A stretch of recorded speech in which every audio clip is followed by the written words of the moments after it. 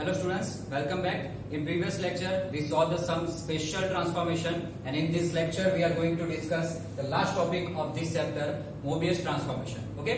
आगे के जो लेक्चर्स देखे थे उसके अंदर एक था स्टैंडर्ड ट्रांसफॉर्मेशन, दूसरा था स्पेशल ट्रांसफॉर्मेशन, जो दोनों एक दूसरे को रिलेट कर रहे थे, बट ये पूरा डिफरेंट है एंड सबसे ज्यादा ये टॉपिक इंपॉर्टेंट है, सो इसके क्वेश्चन स्किप मत करना. Okay?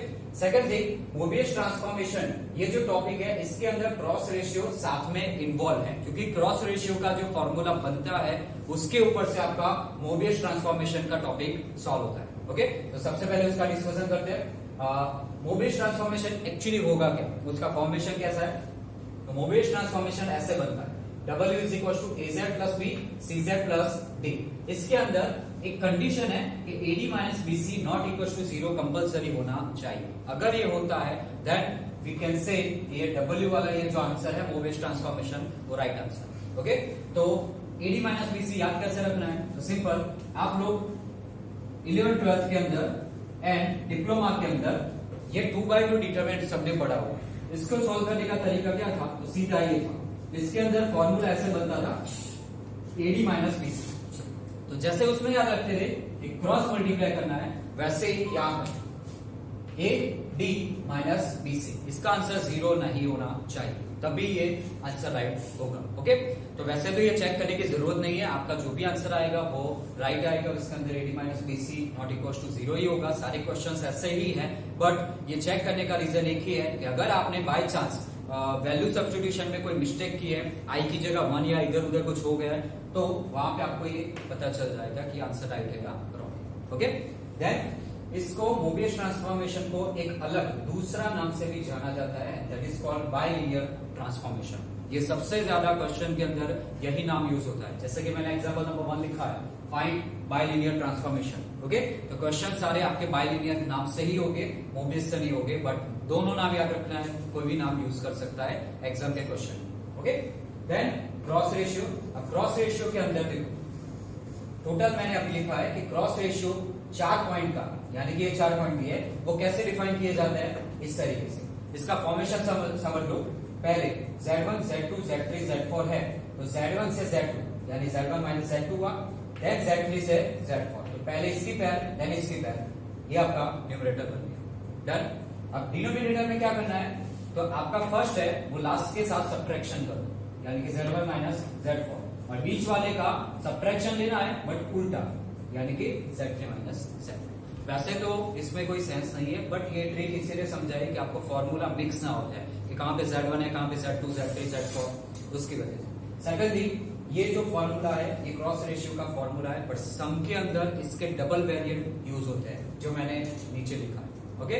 So formula to find bilinear transformation, आपका ये फॉर्मूला यूज होगा, यानी कि यही वैल्यू W और Z फॉर्म दोनों के अंदर आपको रखना है. ओके? सेकंड थिंग, यहाँ पे 4 पॉइंट के अंदर Z1 Z2 Z3 Z4 थे, यहाँ पे क्या आएगा Z1 Z2 and Z3. Okay? That means 3 values आपके पास होगी जो आप जानते हो, जैसे कि क्वेश्चन में अभी यहाँ पे दिया है 3 वैल्यूज, और W और Z आपको एज इट इज रखना है, तभी आपको यह आंसर मिल पाए. डन. सो आपके सारे क्वेश्चंस 3 पॉइंट्स के होंगे, ऐसे ही इस तरीके से दिए होंगे. आपको ये फॉर्मूला के अंदर वैल्यू रखनी है, सिंप्लीफिकेशन करना है, और लास्ट यहां तक आंसर आपको लेके जाना है. इसका मेन टास्क एक ही है, ये W यहाँ पे बहुत सारी जगह पे, 2 जगह पे ये तो वैल्यूज आ जाएगी, तो ये जो 2 जगह पे वैल्यू है उसमें से आपको सिंगल W बनाना है. समटाइम्स कैंसिल आउट हो जाएगा, समटाइम्स नहीं होता, तो जैसे कि मैं नेक्स्ट क्वेश्चन करवाऊंगा तो उसमें कैसे सॉल्व करना है वो तरीका आपको समझा दूंगा. Okay? So let's start the solution of first question. Example number 1, question read out कर लो. Find the bilinear transformation which maps the points, ये 3 पॉइंट्स दिए Z के और 3 पॉइंट्स दिए W के रिस्पेक्टिवली. ओके? तो सबसे पहले तो आपको फॉर्मूला यूज करना है. फॉर्मूला यूज करने से पहले इसके अंदर जो पॉइंट्स है वो पॉइंट्स पहले यहाँ पे डिनोट कर दो. Okay? So let's start the solution.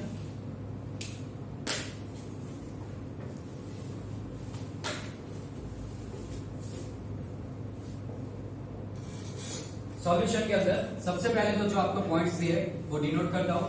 तो Z के 3 पॉइंट्स है, Z1 Z2 Z3 ऐसे डिनोट कर दो. So Z1 is equal to first point which is 0, Z2 is equal to second point -i, and Z3 is equals to third point -1। I और 1 का notation ठीक तरीके से करना, क्योंकि पैरेलली ये यूज होता है। ओके, सो Z1 Z2 Z3 आ गया। देन W, वैसे ही W का ले लो, W1 is equal to I, W2 is equal to 1 and W3 is equal to 0। So values मिल गई। अब ये जो है ये फॉर्मूला लिख दो। So now to find bilinear transformation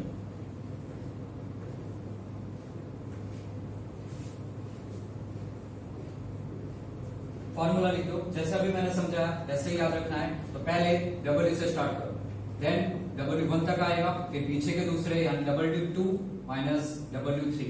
नीचे क्या आएगा, तो ये फर्स्ट और लास्ट यानी W minus W3।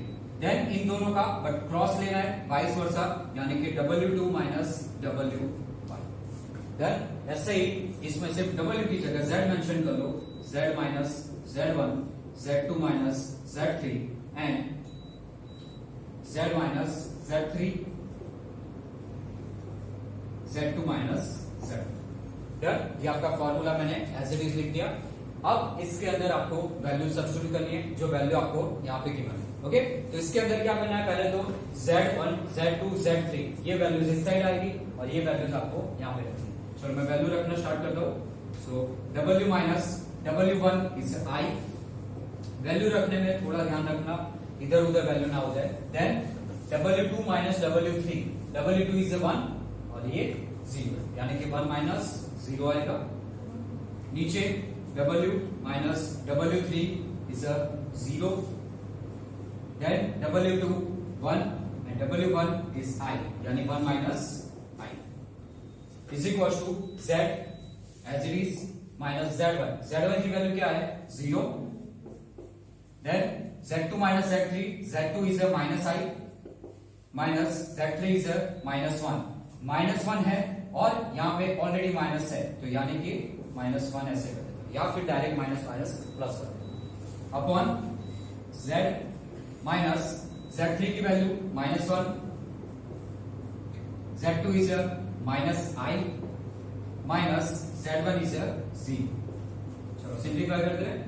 So W minus I as it is, 1 minus 0 यानी 1 लिखने की जरूरत नहीं है, upon W minus 0 is W 1 minus I as it is रहेगा, is equal to Z minus 0 यानी Z minus I minus minus plus, यानी +1 minus I 1 minus I, उल्टा लिख दिया मैंने। Z माइनस माइनस प्लस यानी Z plus 1 and minus I minus 0 यानी कि खाली माइनस I। ओके, अब यहां से मुझे वैल्यू चाहिए सिर्फ एक सिंगल W की। ओके, क्योंकि आपका बाइलिनियर ट्रांसफॉर्मेशन में W की वैल्यू फाइंड आउट करिए। W यहाँ पे 2 है, दैट मींस कि यहां से मुझे क्या करना पड़ेगा, इसको सिंप्लीफाई करने के लिए पहले नीचे से सारे वैल्यूज हटाने पड़ेंगे, यानी कि क्रॉस मल्टीप्लाई कर दो। तो यहां से मैं क्रॉस मल्टीप्लाई करता हूँ, वो करने से पहले इसको थोड़ा सिंपल करते हैं। W अंदर मल्टीप्लाई करो, Z अंदर करो और माइनस I यहाँ पे करो। So W minus I as it is, ये अंदर जाएगा तो W होगा, माइनस यहाँ पे जाएगा तो WI is equal to Z अंदर जाएगा तो Z माइनस ZI, यहाँ पे माइनस I यहाँ पे आएगा तो minus I Z and minus I यहाँ पे आएगा तो only minus I। Clear? Okay, अब चलो क्रॉस मल्टीप्लाई कर दो, मैं यहाँ पे मल्टीप्लाई कर रहा हूं।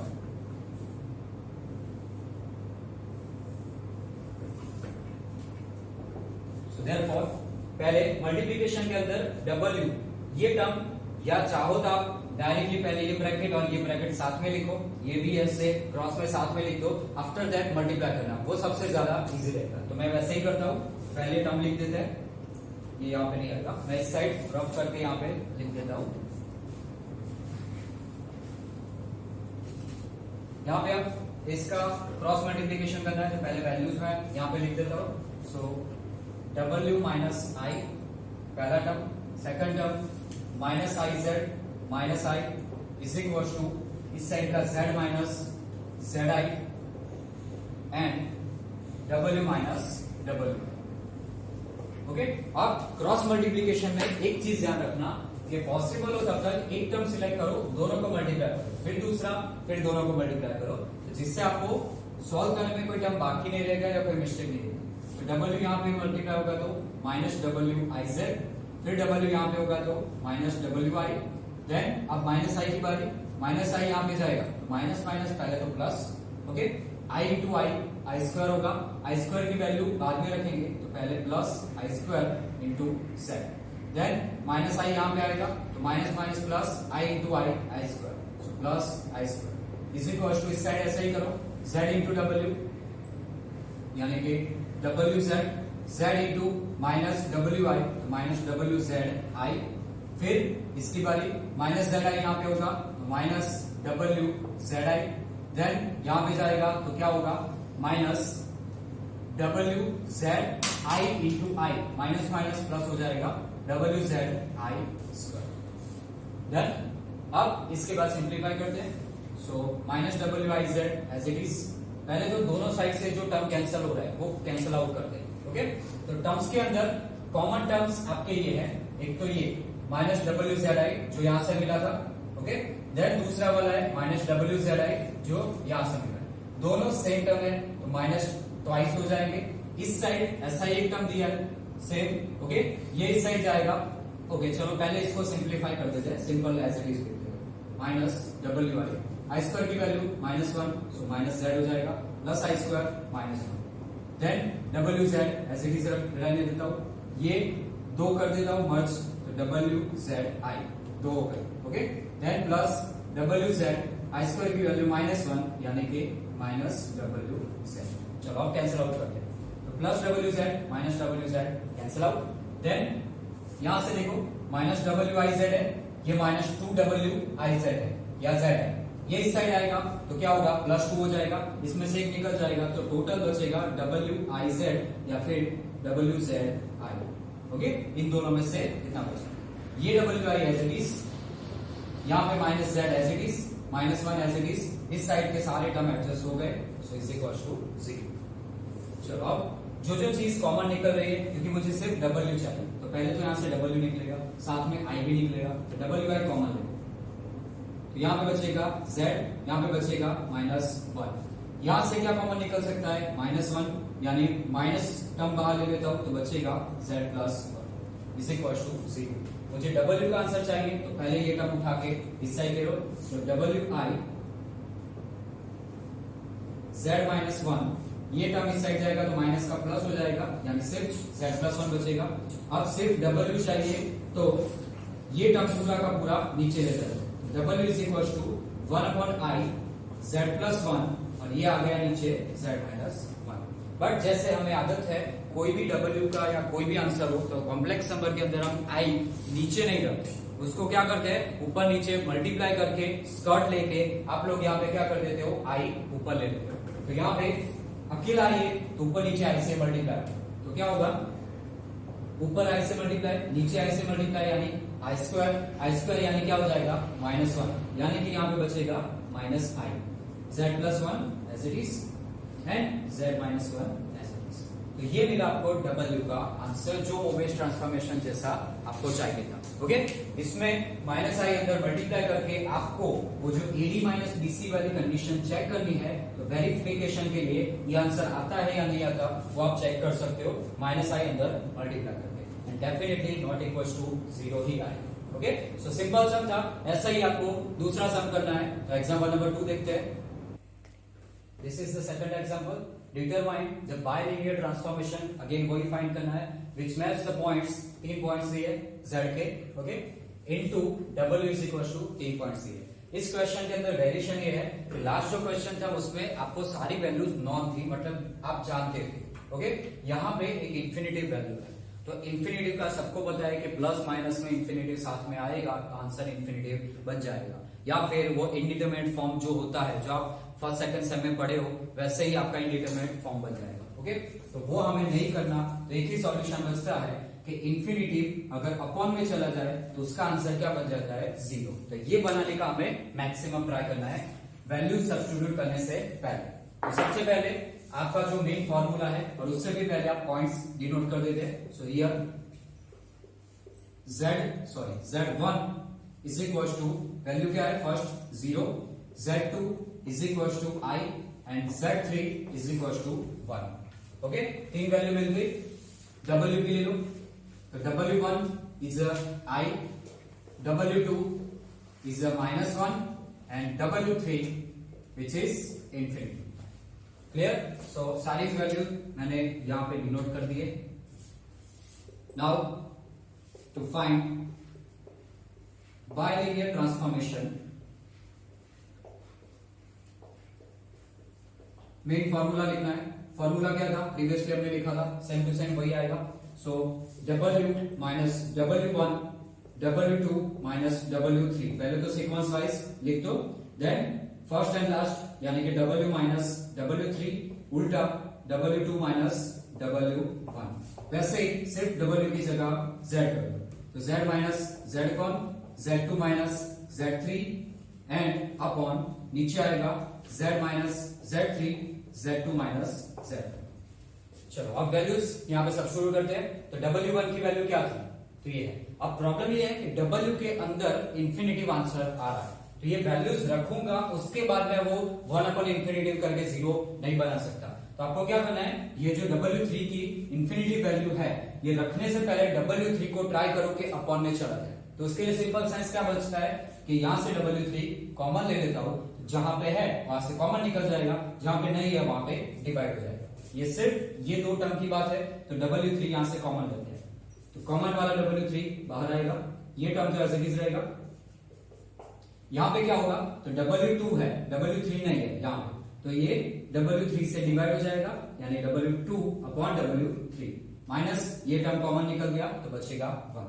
सिमिलरली नीचे भी करो, जहां जहां W3 है जो इंफिनिटिव आंसर हो रहा है, वहां आपको ये स्टेप करना है.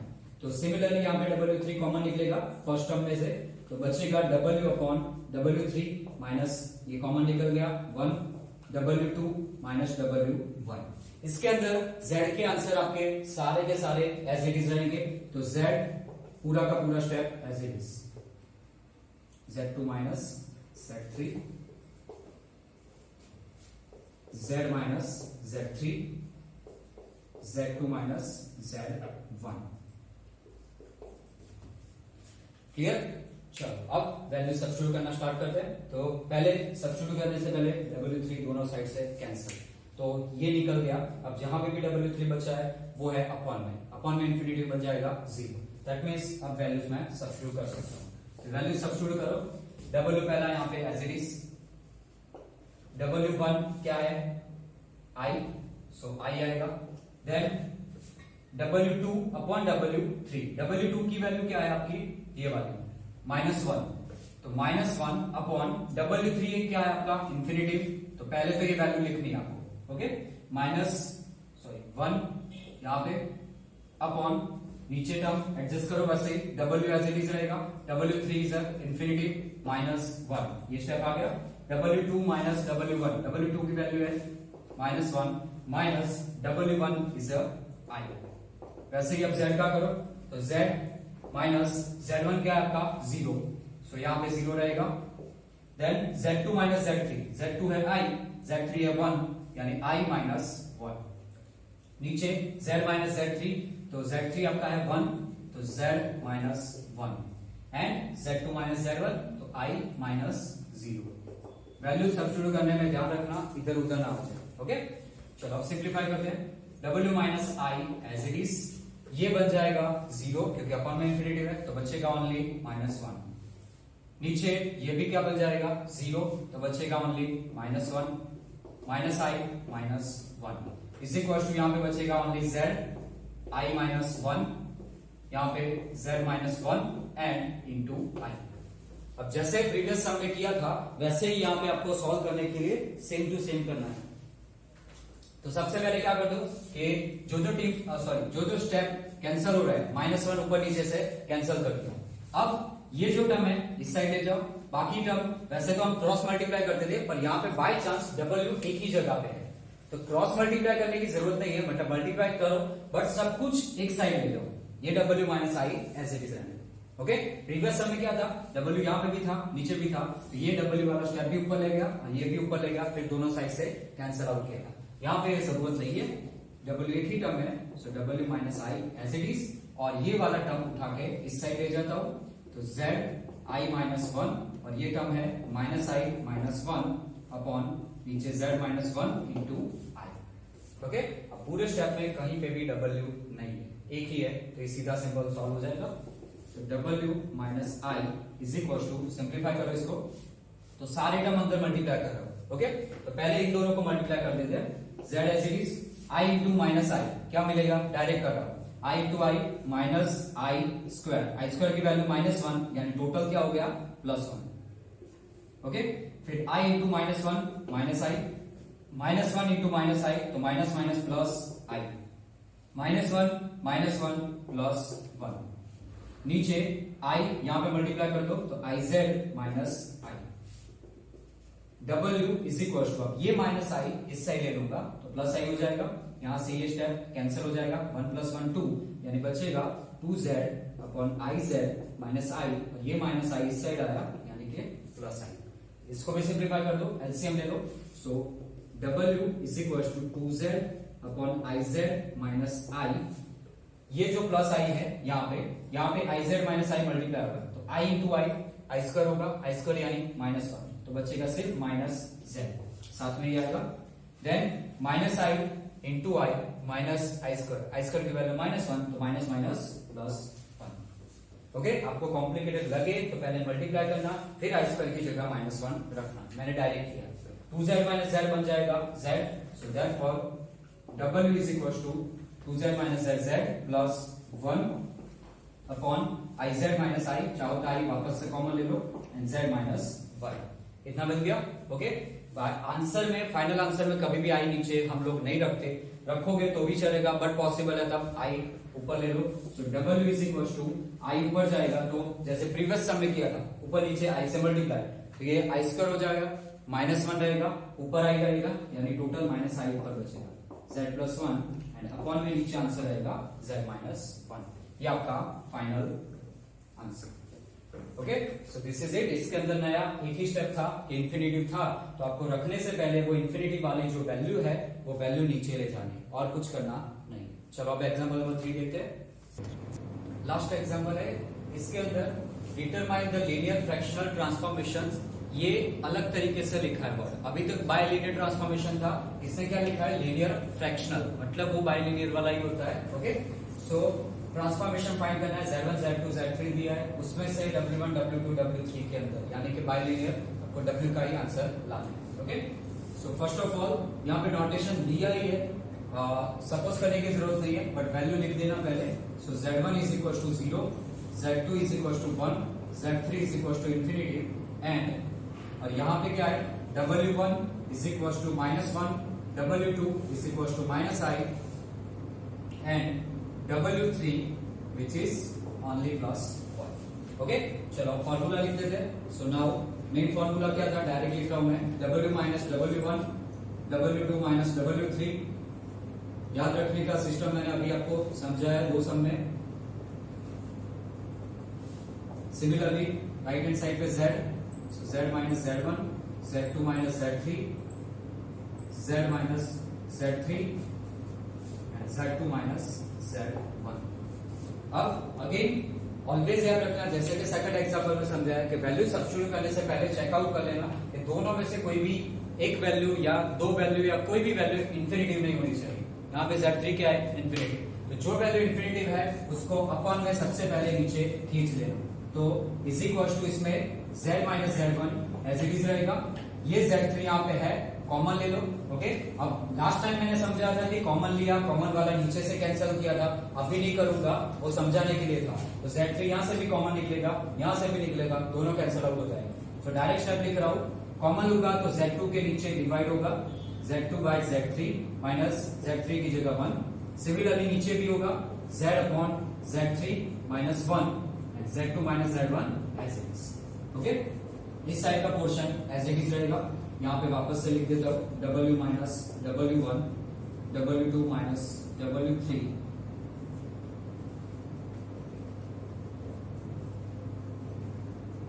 चलो अब वैल्यूज यहाँ पे सब्स्टिट्यूट करना स्टार्ट करो। तो वैल्यू सब्स्टिट्यूट करो, तो पहले w ये एज इट इज रहेगा, w1 की वैल्यू क्या है, माइनस 1, माइनस माइनस क्या हो जाएगा, प्लस 1,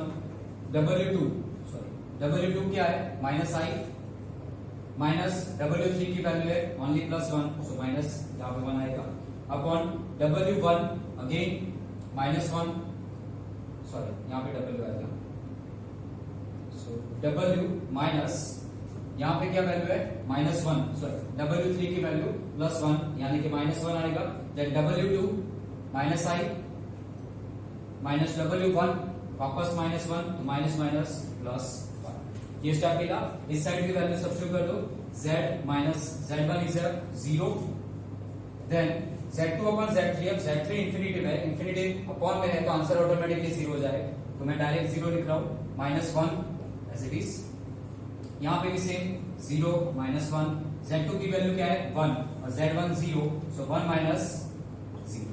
ओके, सिंप्लीफाई कर देते हैं। सिंप्लीफिकेशन में यहाँ पे देखो -1 है, यहाँ पे -1, तो -1 +1 हो जाएगा, कैंसिल आउट हो जाएगा, यहाँ पे 1 बचेगा, यानी ओवरऑल ये तीनों की वैल्यू टोटली 1 ही रहेगी, सिर्फ यहाँ पे Z बचेगा। और इस साइड ये दो टर्म है, दोनों कांस्टेंट वाले हैं, W इसके अंदर कोई इंक्लूड नहीं है, तो मैं दोनों टर्म इस साइड ट्रांसफर कर देता हूं, सो इतना बचेगा W +1 and W -1 is equal to, ये टर्म पूरा इस साइड आ जाएगा, Z as it is, okay, ये टर्म नीचे जाएगा और ये ऊपर, तो 1 i ऊपर आएगा और नीचे आएगा, ये वाला टर्म नीचे आएगा, तो क्या बनेगा -i -1।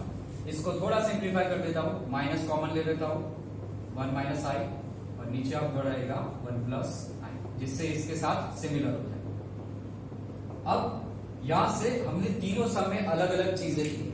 एक सम के अंदर हमने क्या किया था, पहले सम के अंदर क्रॉस मल्टीप्लाई किया था, उसका रीजन ये था, इस साइड W 3 जगह पे थे, साथ में यहाँ पे भी आई था, यहाँ पे भी आई दिया था, यानी कि आई यहाँ पे भी था, इस साइड भी था, और W भी कई सारी जगह पे था, बहुत मिक्सचर था, इसीलिए हमने क्रॉस मल्टीप्लाई किया। सेकंड वाले सम जो किया उसके अंदर वो करने की जरूरत नहीं पड़ी, क्योंकि W एक ही साइड था, तो बाकी सब कुछ हमने क्या कर दिया, सिर्फ सिंगल W था तो बाकी सब कुछ राइट हैंड साइड पे ले गया।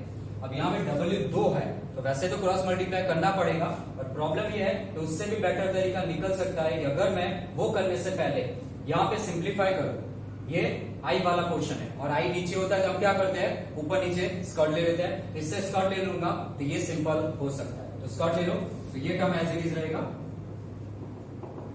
-z as it is, 1 i as it is, 1 i as it is.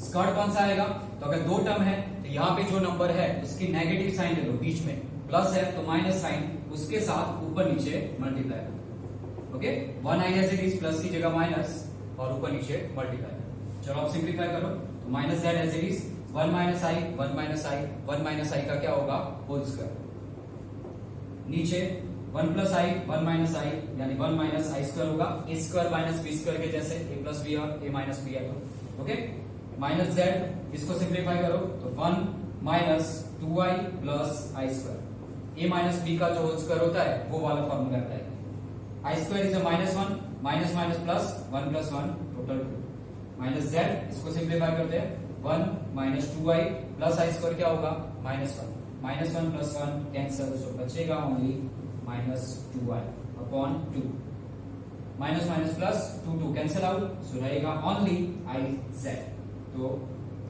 W plus 1 upon W minus 1 is equal to आपको ये वैल्यू। अब यहां से कई लोग क्या सोचेंगे, क्रॉस मल्टीप्लाई कर दो, ये इस साइड ले लो और फिर W कॉमन ले लो, तो वैसे भी कर सकते हो, तो वैसे ट्राई करो तो क्या मिलेगा, देखो W plus 1 as it is, ये टर्म इस साइड ले जाओ तो क्या होगा iz W माइनस 1, ये अंदर मल्टीप्लाई करो iz W माइनस iz, इस साइड रहेगा W प्लस 1, ये W वाला स्टेप इस साइड ले लो, तो W ये इस साइड आएगा तो minus iz W is equal to 1 को इस साइड ले लेता हूं, इन दोनों में से वापस W कॉमन ले लो, ये वापस इस साइड मैंने इसीलिए लिया था कि जिसके कारण यहां से क्या हो जाएगा W कॉमन निकल सके। ये इसके अलावा एक और मेथड भी कर सकते हैं, एक और मेथड भी कर सकते हैं, वो मेथड क्या है कि जैसे कि मैंने ये किया, इसमें कि W कॉमन निकल के अब तो आंसर मिल जाएगा, सिंपल है, बट एक और मेथड क्या है कि यहां से ये जो स्टेप आया है, अब ये देखो W प्लस 1 है W माइनस 1 है, अगर ऊपर नीचे मैं इसी टर्म के साथ ऊपर प्लस करूं और इसी टर्म के साथ नीचे माइनस करूं, तो यानी कि वो अप्लाई क्या करते थे, जिसको हम बोलते थे कॉम्पोनेंट एंड डिविडेंड, तो ये और ऑप्शन बचता है। इस टाइम तो चलो ये पॉसिबल था इसलिए हो गया, समटाइम्स नहीं होगा, तो ये ऑप्शन दिमाग में रखना कि जब भी आपके साथ यहाँ पे आई नहीं है, डब्ल्यू ऊपर नीचे दिए है, तो कॉम्पोनेंट डिविडेंड से भी सॉल्व कर सकते हैं। उससे क्या होगा, ये जो W+1 है ऊपर का टर्म और नीचे का टर्म, ये दोनों बार ऊपर नीचे आपको लिखना है, एक बार प्लस और एक बार माइनस। ओके, सेम सीक्वेंस में ही लिखना है। वैसे ही दूसरी साइड राइट हैंड साइड पे अप्लाई करके लिख सकते हो, उससे आपको डायरेक्टली आंसर मिल सकता है। ओके, बट अभी ये सिंपल सीधा हो सकता था, इसलिए सीधा अप्लाई किया है। अब यहां से W कॉमन ले लो तो बचेगा 1 - IZ, यहां पे बचेगा -IZ, इसमें से माइनस कॉमन ले लेता हूं तो बचेगा IZ + 1। W ये टर्म नीचे जाएगा तो -IZ + 1 और यहां पे बचेगा 1 - IZ।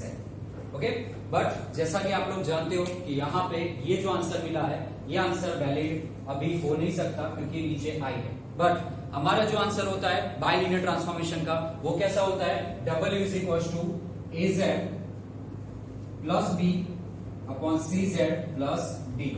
ओके, ये आंसर के अंदर मैंने बोला था कि ABCD जो होते हैं वो कॉम्प्लेक्स कांस्टेंट भी हो सकते हैं और नॉर्मल कांस्टेंट भी हो सकते हैं। दैट मींस कि अगर इसके अंदर ऊपर नीचे आई बचा भी है W के फॉर्म के आंसर के अंदर, तो वो रॉन्ग नहीं है, या फिर वहां पे आपको आई ऊपर नीचे मल्टीप्लाई या स्क्वायर लेके सॉल्व करने की जरूरत नहीं है, आप यहां तक रख सकते हो। ओके, माइनस अंदर मल्टीप्लाई करना है तो भी कर सकते हो, नहीं करोगे तो भी चलेगा।